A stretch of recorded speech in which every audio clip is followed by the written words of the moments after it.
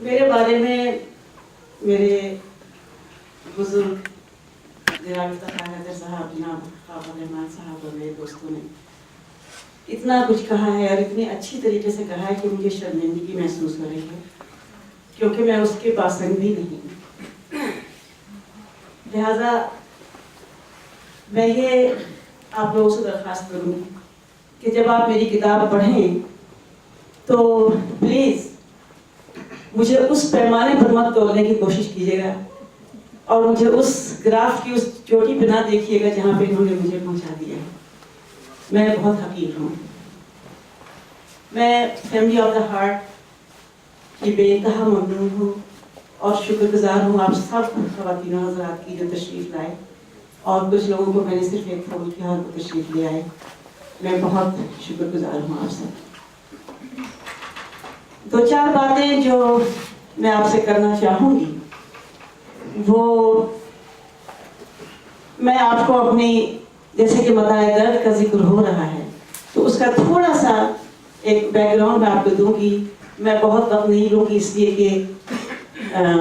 وقت کی کمی ہے۔ جہاں تک میرے کلام کا تعلق ہے میں کوشش کروں گی کہ آپ لوگ اسے میری کتاب میں پڑھیں، مجھے آپ سنتے رہتے ہیں اکثر،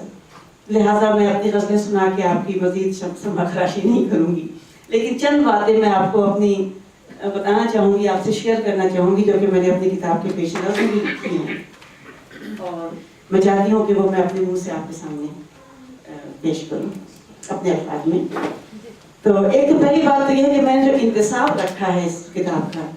وہ ہے کہ دھرتی اور آسمان کے اس استعاراتی رشتے کے نام،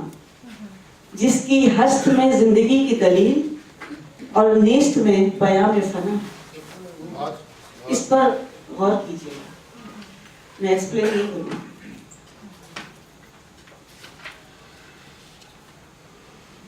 آپ لوگوں کو معلوم ہے کہ میں بہت عرصہ دراز کے بعد شاعری کے میدان میں دوبارہ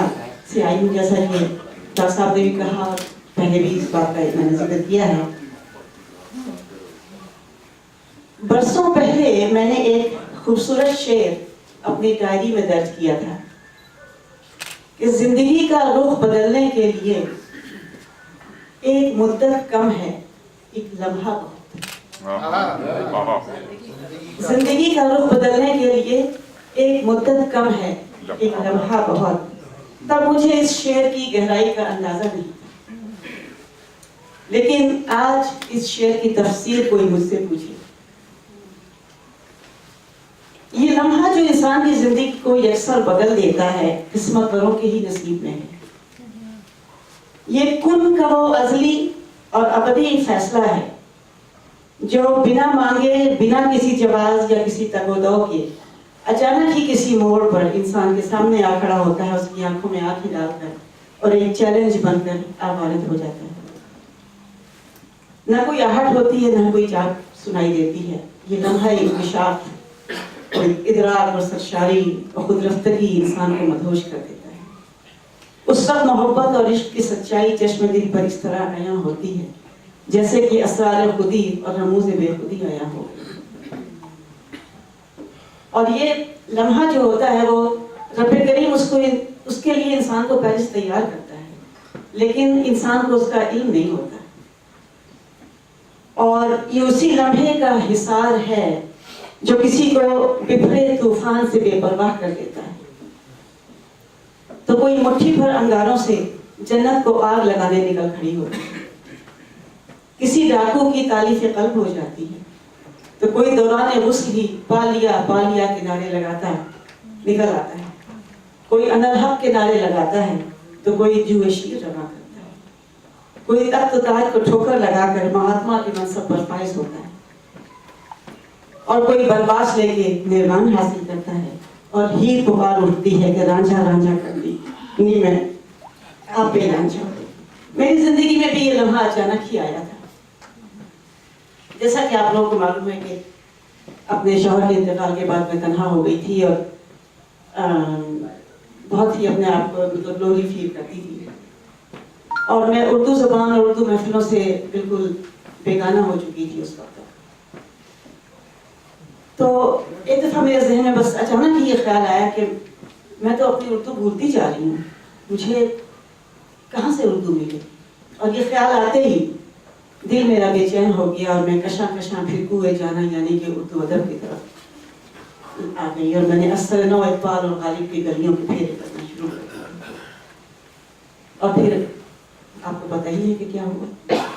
اور یہ جو نیا اثر نو جو محبت تھی، اس کا نشہ بہت شدید تھا، جو کہ آپ کو میرے غزلوں میں اور میری شاعری میں نظر آتا ہے۔ اس کے علاوہ میں آپ سے اور کچھ نہیں کہوں گی، صرف ایک نظم سنانا چاہوں گی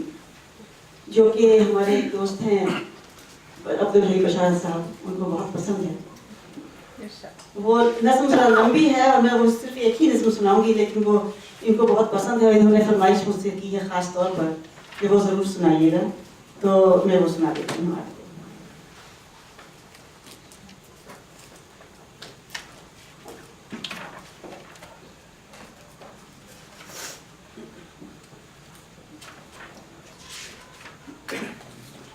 اس نظم کا عنوان ہے شادی۔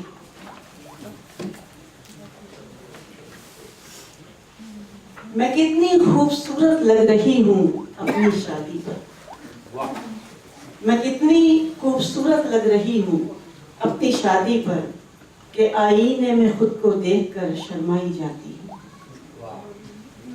ہنائی ہاتھ ہیں، ہونٹوں پہ سرخی، منہ پہ غازہ ہے، میری کاجل بھری آنکھوں میں ایک اندیکھے ساجن کا تصور، اور میرے سینے میں ہلچل ہے، میرے ماتھے کا ٹیکا، سر کا جھومر، کان کے جھمکے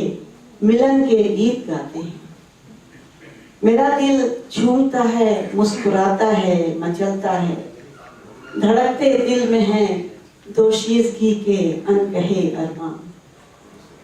میں شاید دور کے گاؤں میں رخصت ہو کے جاؤں گی،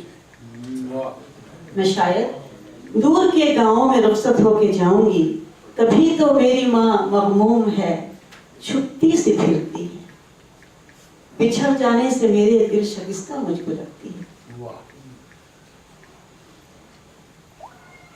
میرا دولہا جو بابا اور بھیا نے چنا ہے میری خاطر، وہ یقیناً خوبرو ہوگا، وہ یقیناً خوبرو ہوگا، بڑا گبرو جواں ہوگا، وہ رس کھولے گا میرے کان میں اپنی محبت کا، وہ میرا رازداں ہوگا، میں اپنی ساری چاہت اس کے قدموں میں بچھا دوں گی، میں داسی بن کے اس کی اپنی جان اس پر لٹا دوں گی۔ یہ میں نے کیا سنا، یہ میں نے کیا سنا، دولہا کو اندر لا رہے ہیں وہ، سنتے جائیے گا، یہ میں نے کیا سنا، دولہا کو اندر لا رہے ہیں وہ، میں جلدی سے ذرا گھونگھٹ میں چھپ جاؤں، سمٹ جاؤں، کنکھیوں سے اسے دیکھوں، مگر یہ کیا، مگر یہ کیا، میرے دل میں چھری سی گھونپ دی کس نے، مگر یہ کیا، میرے دل میں چھری سی گھونپ دی کس نے، یہ میری آرزوؤں کا جنازہ کیوں سجایا ہے، یہ انگارے بھرے ہیں کس نے میرے سرخ آنچل میں، میری تقدیر گردش میں اچانک آ گئی ہے کیوں، یہ قید با مشقت کیوں میری قسمت میں لکھتی ہے، یکایک کھپ اندھیرا، یکایک سامنے یہ کھپ اندھیرا چھا گیا ہے کیوں۔ سنو بابا، میرے بابا، کہاں ہو تم میرے بھیا، میرا دولہا تو اپنے پاؤں پر چل کر نہیں آیا، میرا دولہا تو اپنے پاؤں پر چل کر نہیں آیا، وہ لائے ہیں سجا کر خوان میں اس کو، وہ لائے ہیں سجا کر خوان میں اس کو، حسین جزدان کے اندر۔ جو قرآن سے شادی کر دیتے ہیں نا، یہ اس کے سلسلے میں بہت